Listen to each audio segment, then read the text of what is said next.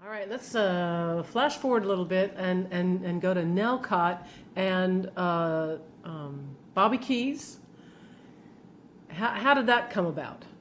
I was at home in Ascot, and Bobby gave me a call from France and said, "Hey, BW, come on over, man. Hang out with us." He said they were going to start recording in the south of France here, and he said, "Come over and hang out. So Nobody's doing anything yet." And so I said, "Cool." And I called the office, had them book me a flight, and I was out of there the next day. Went down to the south of France, and Bobby picked me up. No, he didn't pick me up. I took a cab to Nelcott, and he was on a motorcycle. He'd gotten himself some great big Honda, and me, like a fool, I got on the back of it, you know. But we got there, and they were just getting things set up. You know, they had just had this mobile unit at Nelcott, and all these cables were running through the front doors and out the windows of the basement and stuff. So they were really just getting the sound and everything together. And I hung out for a couple of days, and Who was there? all the Stones and Jimmy Miller, and that's where I first met Jimmy. And we started having talks about doing something, him being my producer, at Nelcott when that was going down. And everything moved real slow in the recording aspect of the Rolling Stones, you know. That truly was the earmark of hurry up and wait, because everything with the Rolling Stones was a matter of hurry up and wait. And I don't do much of either, you know. I don't hurry up and I do not wait.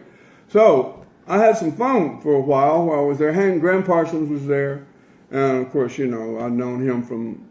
He, as a matter of fact, he is directly responsible for Delaney and Bonnie being on the scene, anybody even knowing who they were, because he come to hear us play at a place called Snoopy's Opera House in the Valley on Lancashire Boulevard. And he was a big fan of Delaney and Bonnie and me. When it was just the three of us. Graham was revered Delaney, so, you know, everybody did. Everybody wanted to be in that sphere, if only for a day, you know. All the musicians, everybody wanted to have a little that brown thing rub off on them, you know. Delaney. Yeah, Delaney. So get back to the Nelcott thing, because I wanted to ask you about recording, and you actually got involved in one of the recordings, and That wasn't there though. okay. It was when I got ready to roll and everything. It was like third day or something.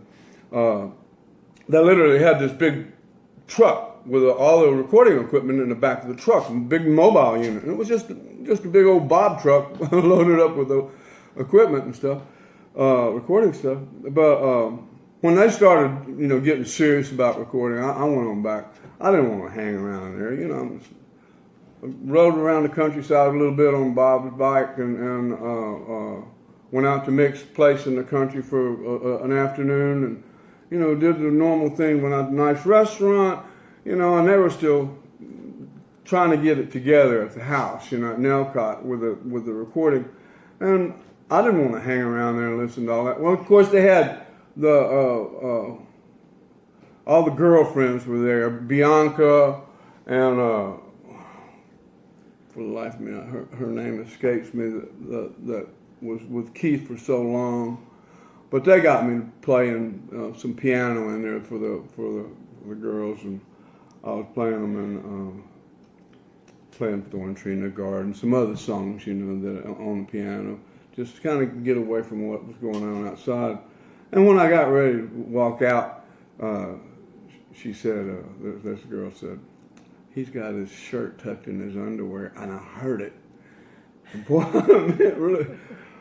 I mean, I think tucking your shirt in your underwear is a good idea if you don't want it to come out, you know. 'Cause pants generally don't hold the back of your so, but it showed. I still wear underwear, you know, white BVD. You don't All of need my that. underwear was white, so I didn't have any trouble, you know, getting things matched up. You got lovely underwear now. Oh, I do Silk. now, you know. Silk But stuff. yeah. What was her name? I don't know. Anita That's Pallenberg. Anita. That's her. I wonder what she's got in Well, her anyway, pants so- these days. Tucked in her. Anyway, so moving on, you were talking about the recording when you were asked by Mick to record. Where was this then? No, to write. What happened? What happened was when I got finished, you know, hanging out with Bobby and the guys, and there's nothing to do once they're getting ready to record. There's nothing for anybody to do except stay out of the way, you know, and drink a little wine and party a little bit because that's what everybody's doing. I went on back home to Ascot. I didn't want to hang out there. I wasn't a groupie. And so I decided to get on out of there, and I went back home. And it was months later. I got a call, Bobby Keys again. He said, Jimmy Miller wants to have a talk with you and finish the discussion that you guys started down at Nelcott about, you know, him being my producer, me signing with his company.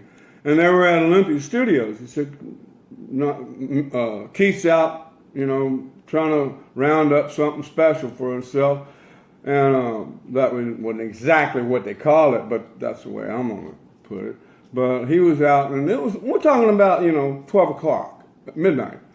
And Bobby had called me, you know, like 10 or something. I was in Ascot. I just jumped in my Ferrari, boom, down the road. I'm there. And everybody's still waiting around. I went in and talked to Jimmy about signing with his label, his production company, and his manager, George Greif. And when I was finished, I'm headed home. I didn't want to hang out all night. I'm not into hanging out. And so I just went there strictly on business. And I was walking through the main, out of this control room, through the main room. Mick and Charlie Watts, everybody's just waiting on Keith to show up. And he's out there trying to score, you see. And I was headed for the door, and Mick said, "Hey, Bobby." He said, "Wasn't your dad a minister or a preacher or something?" I said, "He was Southern Baptist Hellfire Brimstone preacher." And he said, "Can you play something with a gospel feel?" And there was a brown Wurlitzer sitting right in the middle of the room. And he said, "Can you just play something with a little gospel feel?" He had a black notebook and a pen. And I just sit down and start playing some kind of groove. And he started singing, "That's all right, that's all right." And we started grooving. Mick Taylor picked up the bass. Charlie Watts comes in. He's just playing, just rolling on his toms, you know. And Mick Taylor was playing the bass. We jammed for, I guess, when that one particular thing, we jammed for... Well, they were following you, weren't they? Yeah. I started playing, and he goes, "That's all right, that's all. Don't want to talk about Jesus, just want to see his face." And as we were talking about my dad being a minister and stuff. And so pretty much that was the inspiration for that whole thing. And I didn't think anything about it. I didn't know anybody was rolling tape. And I went on out and went home, and I thought, that's pretty cool. Got to sit down, you know, jam with the guys a little bit. Well, about 6 months later, I'm in Los Angeles in Jimmy Miller's manager George Greif's office, and Jimmy comes in with Joe Zagarino, and they got the first copy of Exile on Main Street. And I said, "All right, yeah, cool, man. Let me listen." And they were going to listen to it. So we're listening to it, and all of a sudden, there I start playing on it. And I went, "Hey, that's me. What's up with this?" I didn't get credit, acknowledged anything. They didn't even say I was anywhere. They said Keith played the piano. Oh yeah, it says Keith played piano. He wasn't even in. He was not even in the building when we were recording that. I didn't know it was being recorded. But yeah, that's me on electric piano on Just Want to See His Face, and they all joined in behind me.